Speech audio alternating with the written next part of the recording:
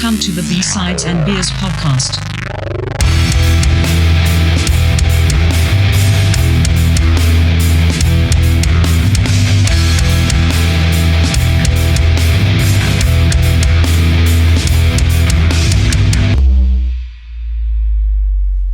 Welcome to B-Sides and Beers, episode 30. Tonight we're hanging with graphic artist Steve Kitchen, aka Combination 13, out of Vancouver, BC. You might know his work from his killer can art with Parallel 49 Brewing Co. How are we doing tonight? Very well, fellas. Yeah, thanks for having me on here. It's a pleasure. Yeah, thanks for jumping aboard, man. Definitely. This is great. Looking forward to it. So I hope you're on brand with those beers you're cracking. Hell yeah. Oh, good lads, good lads. Oh yeah. Were they easy enough to find? Oh, totally, man. They're kind of everywhere. So. Oh, that's cool. Good to know. And you've got the peach pod, man. You're drinking the freshest one. Oh man, I guess I'll jump in on that. But I forgot we were meeting at 8, right? So he's at 5 already. Well, yeah, no, I wish, because I only bought one of these because I didn't know, right? When I like to mix it up. But anyways, I cracked this at like 5 minutes before 7 because I was like, oh, I got to try this before I even get on. And then I'm waiting and I'm like, can you guys not get into my meeting or like what's going on? Like, is there something wrong with my Zoom or what's happening? And then I'm like, oh, it's 8. We're meeting at 8. I'm like, well, I can't just leave this now. I'm like, I got to finish it. I got to drink it all, right? So it was good. I'm not drinking that right now, but I do have a backup, and I got the craft lager. Oh, good man. Yeah, I'm on the same thing tonight. Oh, nice. Okay. Nice. Right on. I haven't tried this, so I'll crack this now. But anyways, this was fantastic. Really and good. You know what it tastes like? If I could say, have you tried it, Steve? I have, yeah. Okay. I had one earlier about 7 p.m., same time as you, man. We're in sync. Okay, good. Then I'm all right then. I think it tastes like fuzzy peaches, like the gummy candy. Yes. Doesn't it? Yes. Yeah. I just love the idea of a man sitting alone, hitting his mouse, trying to refresh, drinking a peach beer just on his own. Exactly. Absolutely. Yeah. Yeah. So, yeah, it was good. And I love the can, too. Oh, thanks, man. Yeah, very cool. You know, there's quite a big difference between the printed cans and the labeled cans. And usually we'll pilot a beer by doing it in a label. And if it becomes really big, we'll do the printed can, which takes a few months in the process, a lot of setup. That peach bud, for the first time, the brewery were confident enough to go straight to printed can and just launch. So, yeah, it's a bit of a winner, I think. Yeah, it's cool. In general, your artwork's quite epic. I mean, I've noticed the Parallel 49 like awesome illustrations for a while now, and even when if I don't make it to the liquor store and I get my fiance to go in for me, she tends to gravitate towards Parallel 49 because of like the righteous like illustrations that they got going on. So. That's so awesome. I mean, that's the best feedback.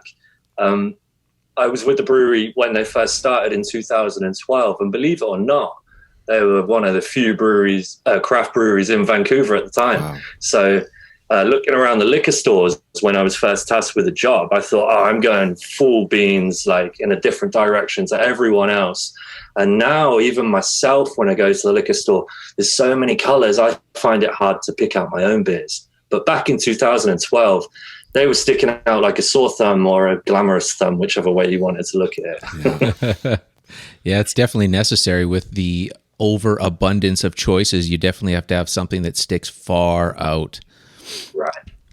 Yeah. And that was also an important branding choice. I don't often compliment myself on anything I've done, probably Britishness. But the branding choice of having the logo at the bottom with the banner and the beer style was something we had on every single character beer ever since. And it's for that exact reason that if you don't know what it is, there's always a recurring element where you can recognize a Parallel 49 beer, hopefully across the room or at the shelf, you know. Yeah, definitely. Well, how'd you get hooked up with them initially? Well, I'll give you the long answer because it's a podcast. My background was in music and doing gig posters. So with gig poster art, that was really the first thing that inspired me, because they're so anarchic and the rules are just out the window. All it has to do is look cool. So for me, it was really liberating I was a traditional graphic design student who never really felt I could make any money out of my illustration. So I thought, I've got to do something at least my dad understands. So having seen the gig posters, I thought, oh, wow, I want a part of this. So I was doing a lot of that. And in Vancouver, I'm not sure what it's like where you guys are. It's certainly big in Victoria.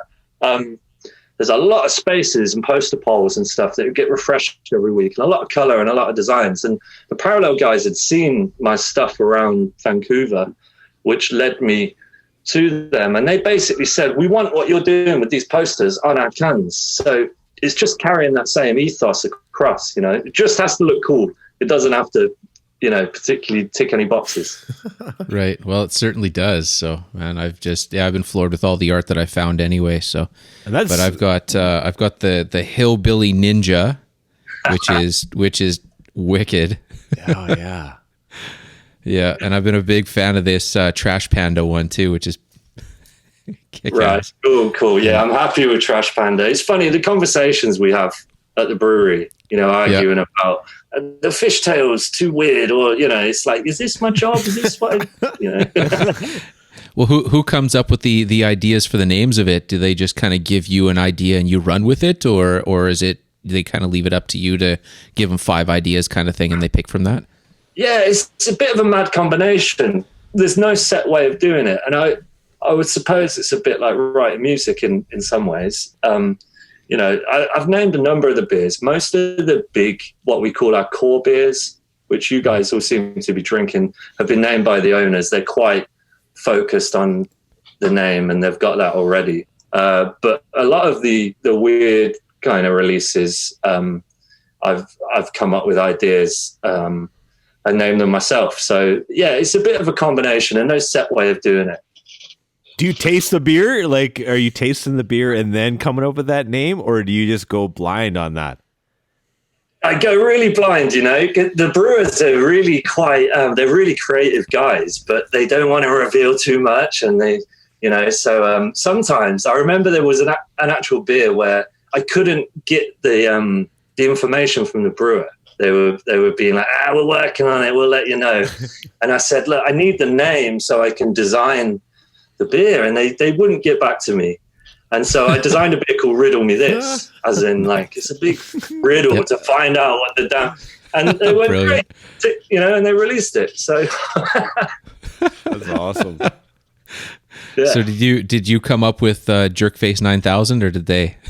So that was something they were all calling each other around the office for months. And then when they asked me, most of the time, you tell me a name and I've got an idea in my head. And Jerkface 9000, I spent about 3 days walking around like, what do I do?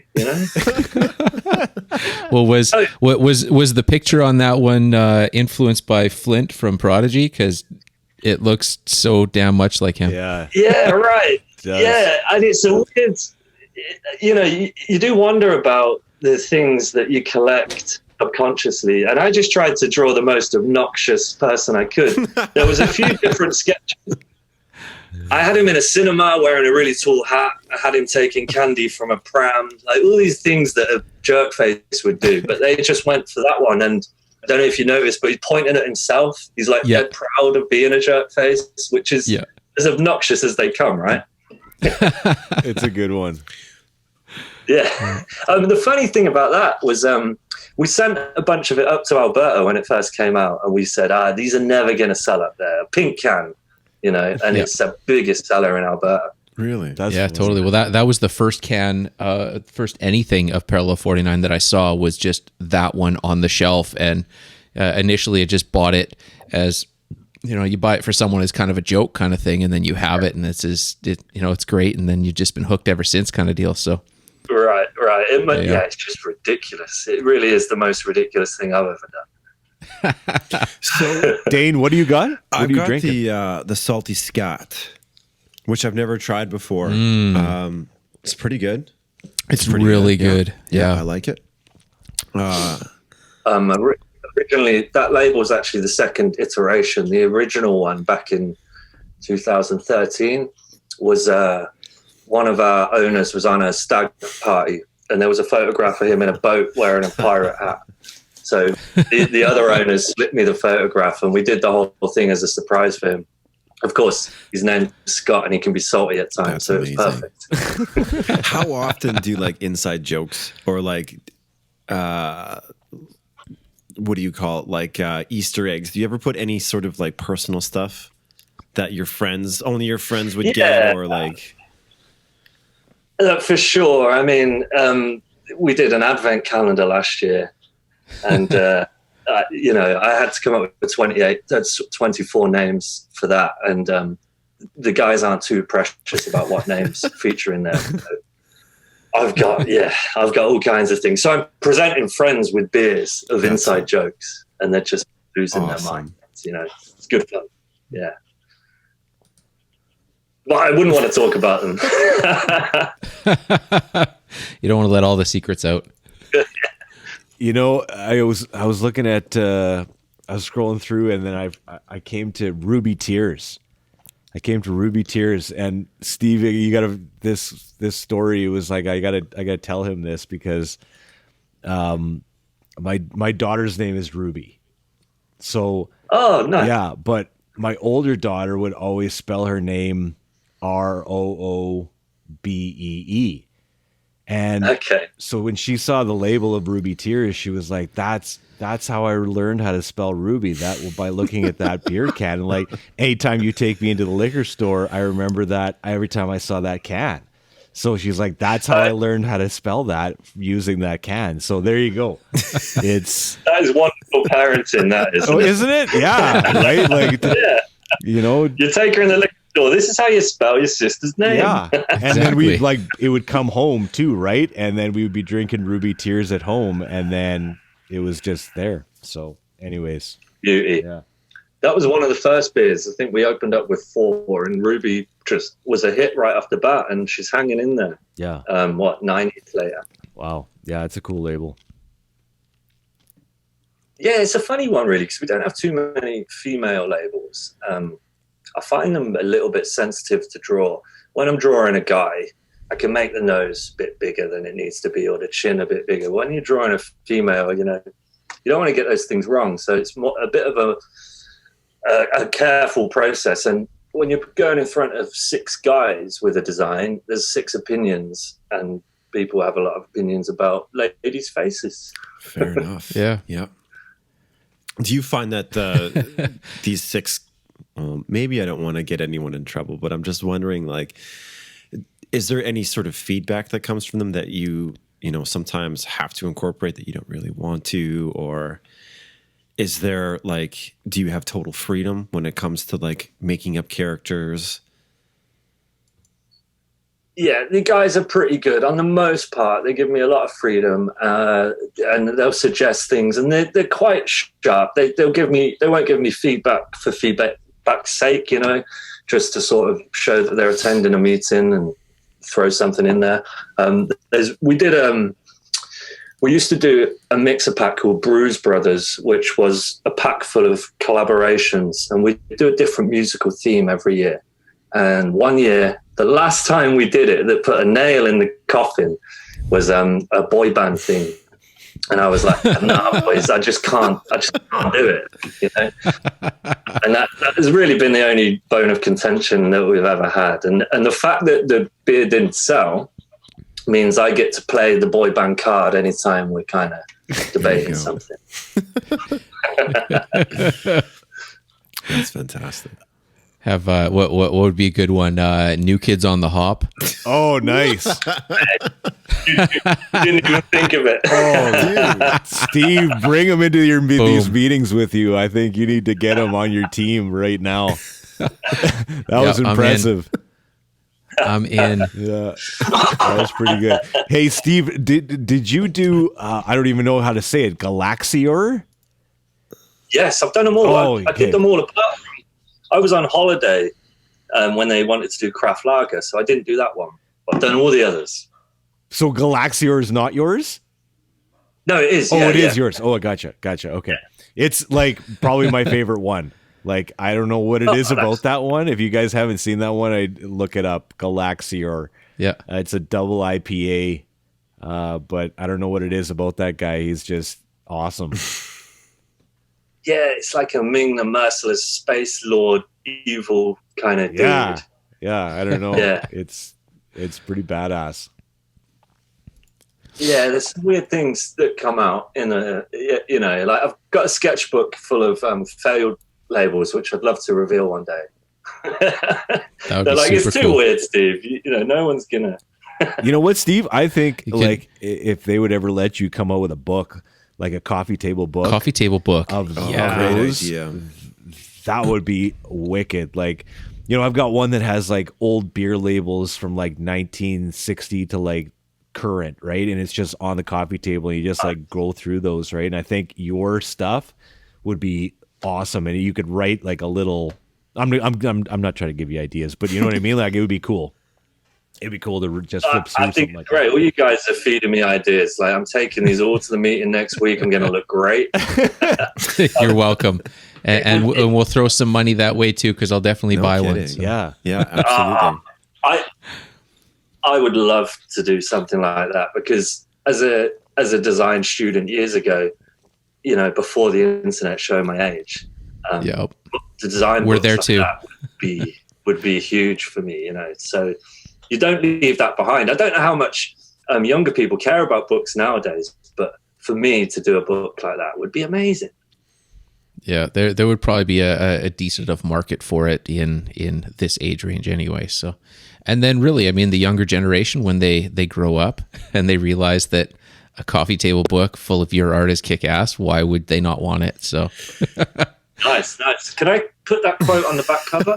yes, Definitely. done.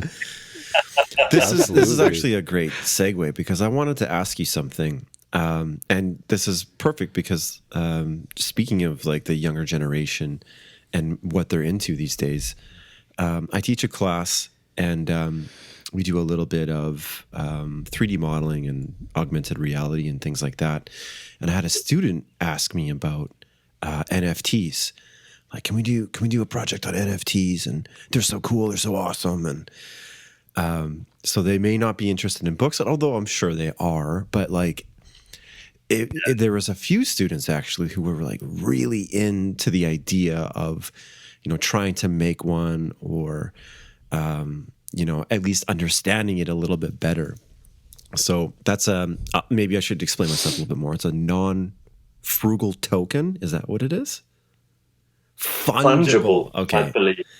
Not that I know what fungible means. But Right. Yeah. So you're doing a little bit of this as well? Actually, there's a guy I know that's a wrestler Right. promoter, Oh, and I've done Yes. wrestling promotion posters for him. And most of the posters have 5 or 6 wrestlers on that I've illustrated, and it's more of a kind of straight portrait style against what I do with Parallel 49. So he really got into the NFT thing and asked me to provide him with some artwork. So I guess in a sense, he's like an agent that I send that stuff to. I don't particularly understand it so much, or even why somebody would want that. But I think that's like, as you get older, these things start to happen. Like when you were younger, you knew everything. And then you get older and you're like, I don't understand that. I'm going to leave it alone. I'll let this guy do it for me. But yeah, it's I saw that today. I was doing a little bit of research, and I guess it's kind of like a one-off digital, I guess you would say, token or piece of art or something like that. It's like almost like like a digital baseball card, or like you said, like a digital poster or something like that. Yeah, and I suppose when music first became available to buy Right. digitally, us guys would have been like, well, why would you do that? Why wouldn't you want Yeah. the thing? And then that's become so common now that you don't question it. That was probably what will happen with the Yeah. NFTs, that it will normalize, Yeah. Although the ones we're doing, I think there's up to 50 people can buy the same one. So but you have to I mint see. them, you know, Okay. like you would. Yeah, so there's a fee to mint them, and then people can buy them. But I've just literally told you everything I know. So bizarre. Enough. No, it's something. Have you? interesting. Oh, sorry, man. No, go ahead. Go ahead. I was just wondering, Steve, has your art ever been like on display, like in galleries or anywhere, you know, where people would pay to kind of come in to see your art? You know, I have a bit of a funny view of art, in the sense that I don't think it should be that precious and kind of poured over. My favorite kind of art would be like a Garbage Pail Kids card, or, you know, I'd think it was awesome, but if I lost it, I wouldn't lose any sleep over it. So I think there should be things that come and go that you think are great, but to necessarily have it hung up and analyzed and stuff, not so much. I've done a couple of exhibitions and I've sold some artwork in that, but I found myself sort of sitting at the bar and chatting to my mates instead of schmoozing and handing out, like, I don't know, cheese on sticks.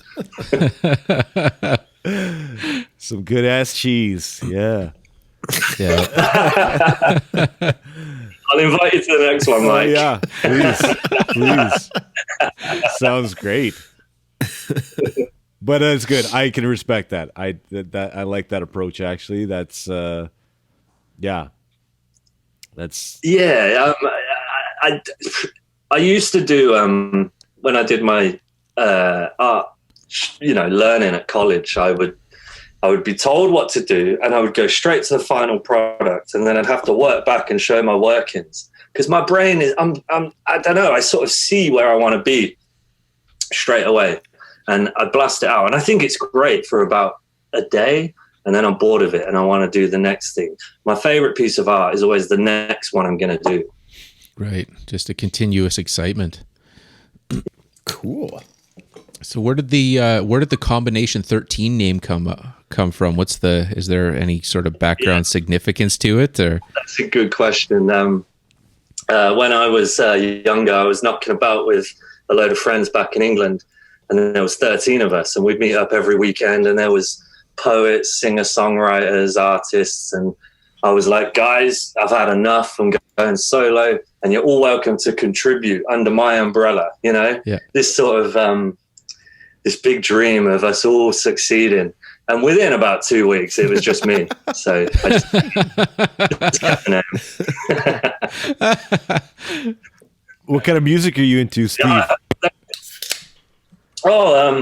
Like a lot of loud music, a lot of rock and punk and stuff, and a lot of I do a lot of that stuff on the side as well. So I've got like a healthy toe in the music business.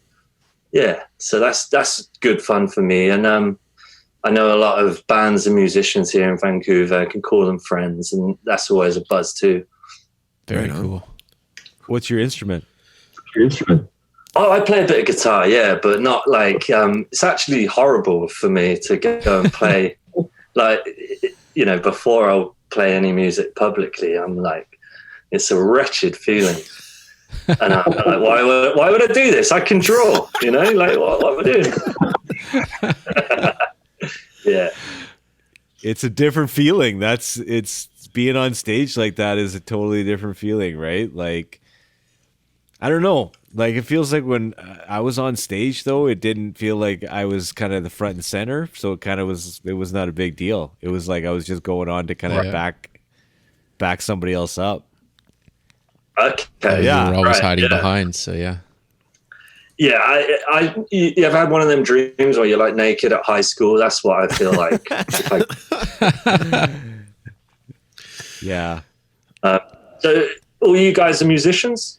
Yes. We played in band years ago, and then we've recently got together and did some sort of newer stuff. But so I do guitar, Dane is bass, and Flip is on drums. So awesome, nice. Yeah. It was fun. I don't know if I would call myself. We started together. I'll just I would. I'll just put that out there. You guys, You're one of the bass players that plays more than just off to different parts of BC. Like, I don't want to see these guys again. I never want to play music with them again. It was super interesting. Yeah, I mean, like, I was living in Europe at the time, and these guys, you know, they dropped me a line and like, we had like a bunch of songs that we never finished recording. And they're like, right, dude, let's just finish these songs. And this is like 15 years later. And like, yeah, fuck yeah, let's do that. And because now we like everything is, you know, software is so amazing and so cheap, and you're able to do this stuff. I mean, we started doing, I guess, pre-production on an EP, like different continents, and then we actually got together about 2 years ago and recorded, and it was just like hopping on a bike. It was a lot of fun. Yeah. That's awesome. Yeah. You guys must be quite close then. It almost sounds like, you know, when you see an old friend and you just click in again together. I guess you can get the same thing with music. Yeah, well, it's cool with us. It's, you know, even if we don't talk to each other for X amount of years, as soon as you hook up again, it's like you didn't miss a day kind of deal. Yeah. So it's a rare comfort, and I think playing on stage so much and jamming so much when you can just get on that same wavelength at the same time, it's just you know, it's something that can't be broken, I guess. So yeah, something that can't be bought either, you know. That's a precious thing. That's great. Oh yeah, man. Yeah. You think about those times when you're in the recording studio and something comes back and you just like can't get a permagrin off your face, right? Because it's just like, it sounds so good, and that's exactly the way you want it to sound, and you just can't stop smiling at each other, and you're like, yeah, like that's fantastic, right? Like something about that. I'm getting good. Yeah. It's just is that feeling, right? But you're right, you can't buy that feeling, right? No. So when Fellow was in Europe sending over his guitar parts, were you guys like, listen to his fancy European style? Like, what's the deal with it? No, your shit's redlining and it sounds like garbage. You're gonna have to come over here. Yeah. All your tracks are clipping. I can't do this. You need to come here, and I need to produce you while you're here. Be here in 8 weeks. Yeah. The beer and pizza's lined up. Just get your ass over here. But just and you know what I would do? I would like wait for a Friday or a Saturday. I'd get a bottle of wine. I'd like set up my garage band on my kitchen table, and just like try my best to just get back into the stuff that we were doing. You know, but it was like, you know, at least I picked up my guitar, right? I don't think I had picked up my guitar in 5-6 years before that. So it's just so easy now to just, you know, ring up a buddy somewhere and like, you know, shoot me a track. Let's try something. Yeah. I love it. That's great. Yeah. When the feeling takes you, right? I mean, I do my job full time, but, in the future, I'd like to be sort of swanning around and doing it when the feeling takes me. And in all honesty, if I was to do that, jokes aside, the art I produce would be better, you know, because you can't force it. No. Yeah.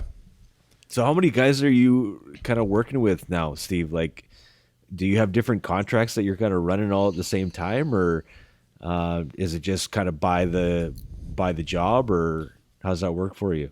Yeah.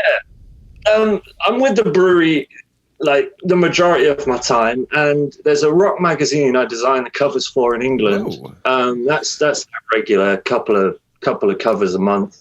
And Can I ask what the name of that is? Is that the Fistful of Metal? I'm sorry, say that again.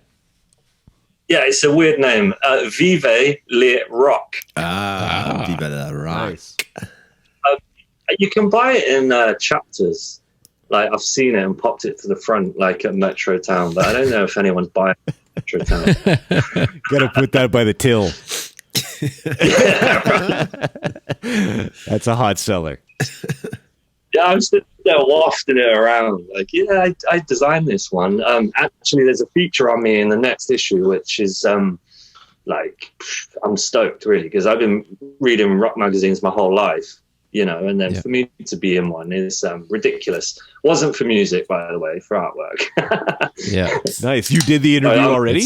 Like it's already passed the interview? The magazine just came out in England, so it lands here in just a couple of weeks. Nice. It's got the Clash on the cover as well, so I'm so proud. Cool. You know, Nice. Very cool. You and the Clash. That's aces. Yeah, that needs to get framed in your house somewhere, I think. that's true. Yeah. That's true. I got my dad a subscription, and I managed not to tell him about the interview. So Wow. he just picked it up. Awesome. Yeah. Sweet. Yeah. But of course, he gave me dad compliment, like, why didn't you tell me about this? Yeah. I'll take it. But yeah, otherwise, there's like a network of people that use me for design, you know, and then I get a few stragglers, a few new kind of clients. But yeah, mostly parallel in the magazine, and then whatever sort of pops up. I've just been doing some stuff today. Have you guys heard of Larry and his Flask? No. I can't say I have. No. Crazy sort of folk punky band from Oregon. yeah. And I was just doing the Cool. solo art for the bassist today. And it's a pleasure, you know, and when you see a band that you love, to be able to contribute like that is great.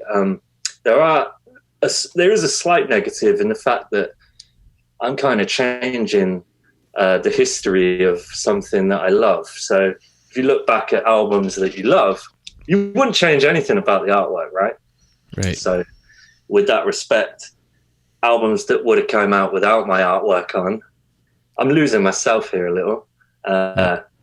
You know, that would be how it's supposed to be, but I've gone and stuck my oar in and changed history. It's like the butterfly effect, you know. I've drawn a monkey for their album cover when it should have been a photograph.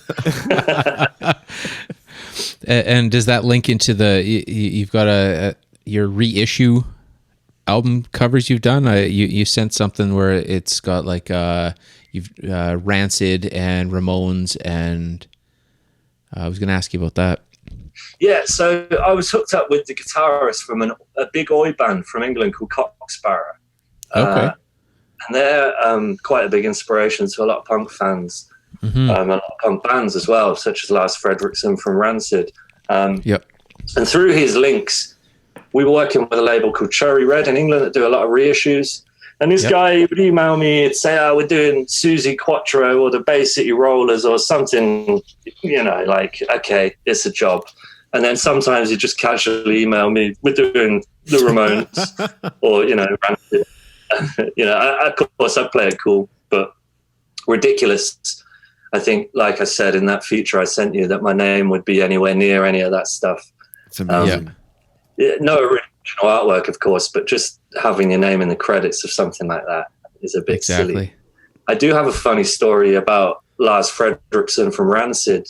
When he bought out his first 7-inch from his band, the Old Firm Casuals. Yep. I didn't do the cover, but I did the graphic design. So I pulled it all together, put it on templates, sent it off to the pressing plant. And when I looked at the proofs that were approved, on the inside there, Lars does all the notes. That's Lars's handwriting that you see on all the Rancid stuff and all the solo stuff. And he'd written many thanks to Daryl Smith for the artwork, which is the guy from Cocksparrow that I was linked up with. So I rang my friend Daryl and said, look, my name needs to be on this. You know, I did this work. Come on, man. So he said, well, Lars isn't going to write out again. He's a busy man. Just kind of take the letters and Photoshop your name in. So the final thing says, to my dearest friend, Daryl Smith and Steve Kitchen. So according to this, Lars Fredriksson's dearest friend. That's hilarious. Nice. Wicked. I don't want to meet him and tell him that, but you know.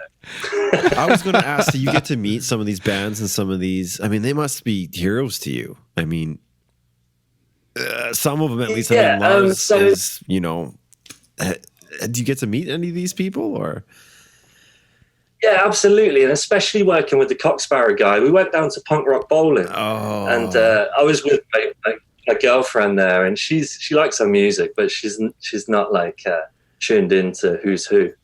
And that particular year at punk rock bowling was a very kind of old school 80s punk kind of deal. And the guy from Cocksparrow, he took us backstage, being a gentleman, take a beer, do what you like, and we're looking around the room, and I'm just seeing a load of uncles, I'm like not seeing anyone. And then the year after that I didn't go, there's all, the people Right. you want to meet. But yeah, I have met a number of these guys, and it's always a pleasure. The difference is that to meet them as a fan or to meet them as a peer, not that I'd put myself on their level, but they've got something in common with you that you can Right. talk about, So it gives you a more lasting relationship with them. And the fact that they might know your name or come through town and look you up is a real buzz, What do you think about NoFX dropping out of Punk Rock Bowling? Oh, was that because of what they said on stage? Fucking Fat Mike, yeah.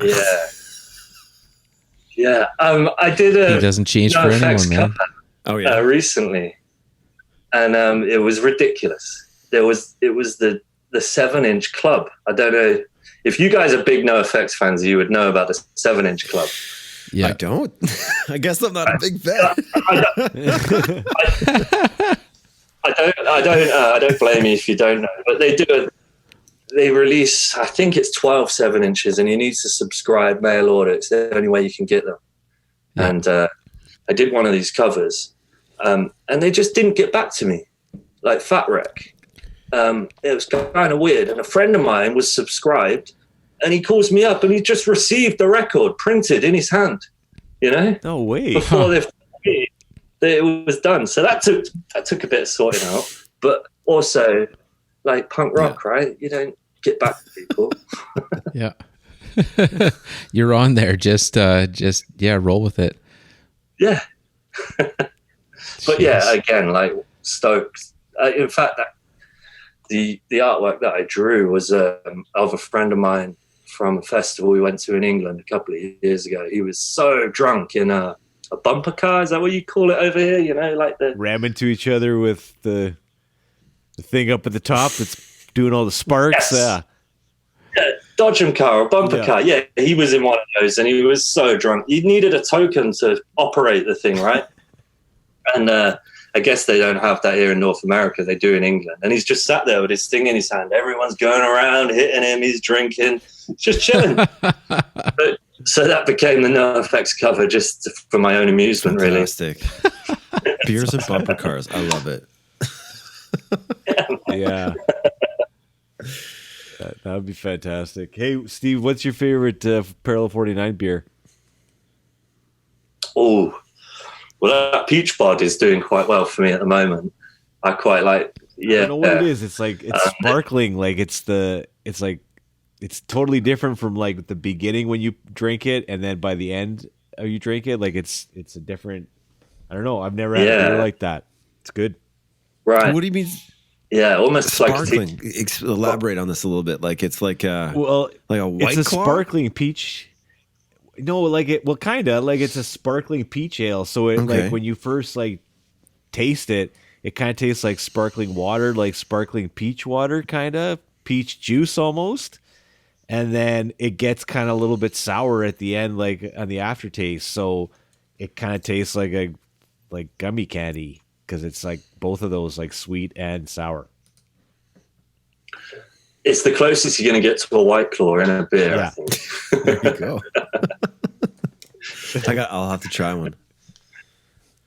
Did I explain that, Steve? Is that kind of how you felt about the peach? I'm That's what happy I with got that. of it. Yeah, absolutely. Yeah, you've nailed it there, Okay, Mike. good. Steve, could I see the rest of your shirt? I see pizza, and what's below pizza? Yeah, this. I'm blanking Yeah. out a little bit here in Right on. the background. It's just a big old. Yeah, cats are awesome. Yeah. That's great. Well, thanks for joining us tonight, Steve. Yeah, we really appreciate it. blast. Yeah, this It was awesome.